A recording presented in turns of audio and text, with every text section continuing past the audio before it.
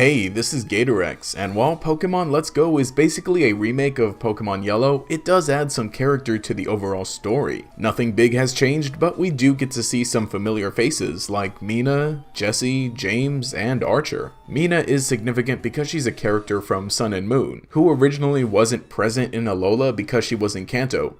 Boom! Connection, here she is. I think Archer is the most significant though. Archer was originally in Gold and Silver, though he was an unnamed character. It wasn't until Heart Gold and Soul Silver that he was given a name along with the other Rocket executives. This was done to better flesh out the world, just like what's happening here in Let's Go. If he was an executive who would eventually run Team Rocket in Giovanni's absence, it would make sense that he's a member of Team Rocket during this time, and that he would be close to Giovanni. Although in this game he seems less competent and younger. It's very likely that this event and the disbanding of Team Rocket is what changes him into the leader he would become 3 years later. It's very clear that the entire inclusion of Archer and some lines of dialogue from other characters are meant to connect this game to the events that would happen later in the Johto region. I think this is all really neat. But speaking of time, this just makes things weird yet again for the timeline. Now, having Mina in Kanto during the events of Let's Go seems to give it some kind of connection to Sun and Moon.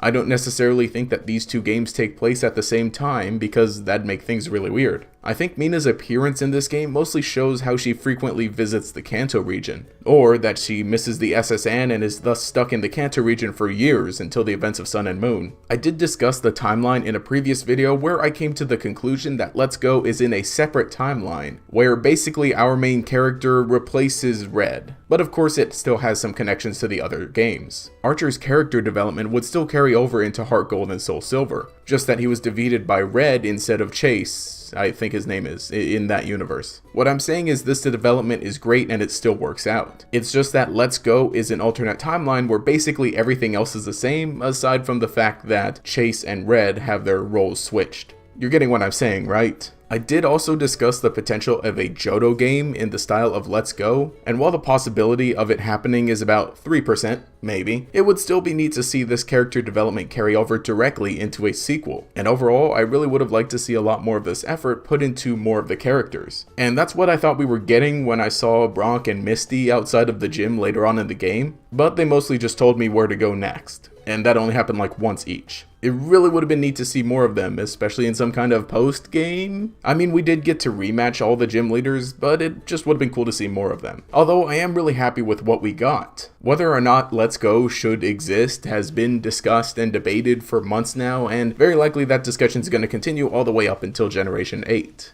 But just simply having Pokemon run on the Switch and some neat little connections here and there are pretty cool. And like I said, I think the timeline is a bit of a weird one. Maybe I'll discuss it a little more in depth later. But basically it seems that Let's Go kind of takes place in its own universe along with Pokemon Go, separate from the main two Mega Evolution and non-Mega Evolution timelines. But anyway, let me know what you think about the timeline, about characters, and I guess Let's Go Pikachu and Eevee as a whole. Leave a comment below and we'll continue the discussion down there. If you enjoyed the content, remember to leave a like and subscribe to show your support. You can enable notifications by clicking the bell icon next to the subscribe button. This will make sure you see each new video as it comes out and will make you a member of the Chingling Squad. Anyway, this has been GatorX. Have a nice day.